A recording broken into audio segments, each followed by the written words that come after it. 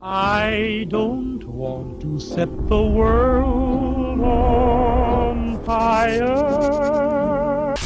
Je voudrais mettre au clair un truc poisseux. La culture du viol. Vous en avez pas marre de faire comme si ça n'existait pas? Parce que vu le nombre de témoignages, faut vraiment avoir les yeux crevés pour pas se rendre compte que c'est partout, tout le temps, devant nous. Et pourtant, on a l'impression de découvrir le problème. Selon une étude Odoxa pour Le Figaro et France Inter publiée pas plus tard qu'en octobre 2017, 53% des femmes et 63% des jeunes filles interrogées déclarent avoir été victimes de harcèlement ou d'agression sexuelle au moins une fois dans leur vie. Alors, d'après leurs témoignages et avec leur autorisation, elles s'appellent Elisabeth, Alissa, Anne-Laure, Jamila, Solveig, Laura, Stéphanie, Rebecca, Chloé, Sophia. Alors, pour t'aider à imaginer la proportion de femmes concernées, on va en prendre 5 que tu connais. Ta maman, ta mamie, ta sœur, ta copine et ta meilleure pote. Et comme 53 et 63%, c'est plus de la moitié, ça veut dire qu'il faut que tu en choisisses au moins 3. Fais pas ta putaclic en jouant sur nos émotions, y a pas de rapport entre le harcèlement et le viol, puis avec des féminazis comme toi, bientôt on pourra plus draguer. Va te faire un bain de bouche avec une poire à lavement. Le rapport, c'est le consentement. Allez, répète avec moi. Consentement. Enfin là, on parle plutôt de l'absence de consentement. Pour faire court, c'est quand t'entreprends une interaction avec quelqu'un sans vraiment te poser la question de ce qu'elle peut ressentir. Rien à foutre. Ça s'appelle manquer d'empathie. Mesdames, ce soir, le chef vous propose la blague sexiste sur lit de téton pincé ou l'indémodable viol conjugal accompagné de sa main aux fesses. Ça marche aussi quand tu lui dis un truc qu'elle avait pas envie d'entendre ou de savoir. Ouais, c'est patoche. Dis-moi, j'ai trouvé une stratégie d'enfer là. Quand il y a une nana qui te plaît, tu lui dis « Attends, madame, t'es bonne, faudrait pas que je te croise la nuit. » On est bien là, hein? C'est quand une personne en pleine possession de ses moyens ne t'a pas dit « oui » de manière claire et manifeste. Tu comprends?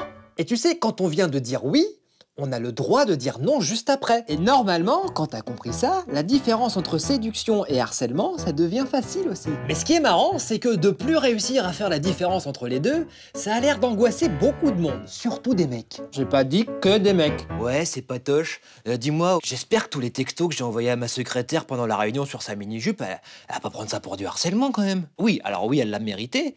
Mais je voudrais pas vexer son mari, quoi. Le harcèlement dans la drague, ça commence quand une personne ne répond pas positivement à ta sollicitation, mais que tu recommences parce que tu t'en fous. Allez, dis oui. Oui, c'est facile, oui. Dis oui. Allez, si tu veux, je te force. Et peut-être, en français, ça veut pas dire « oui, vas-y, insiste à mort ». Peut-être, ça veut dire « non pour le moment, et je reviendrai vers toi peut-être si ça me chante plus tard, peut-être ». C'est facile pourtant, peut-être. Tu dis nimp pour faire le beau et séduire plus de meufs, ça existe pas la culture du viol, c'est que dans certains milieux comme la politique et le showbiz. Je crois que tu n'as pas téléchargé la mise à jour de ton cerveau. Top, je suis un pays dans lequel 27% des gens pensent encore que l'auteur d'un viol est moins responsable si la victime portait une tenue sexy. Je suis la France. Sache que 240 personnes sur les 1001 interrogées pensent qu'une fellation ou une pénétration avec le doigt, c'est pas du viol. Mais reviens, c'était pour rigoler, c'est pas grave. Alors quand je parle de culture du viol avec le mot culture dedans qui te fait peur, c'est parce que c'est un phénomène culturel et collectif. C'est-à-dire que c'est partout dans notre société. Ça touche d'ailleurs aussi les hommes, les enfants et les maisons de retraite. Je veux dire, même dans les films, c'est courant. Tu te rappelles dans l'Empire contre-attaque, quand Han Solo il coince Leia contre un mur en métal pour la forcer à l'embrasser. Bon, puis on va pas parler de James Bond. Pour te donner une idée de l'effet concret de cette culture, une femme en France se fait violer toutes les 9 minutes. Maman,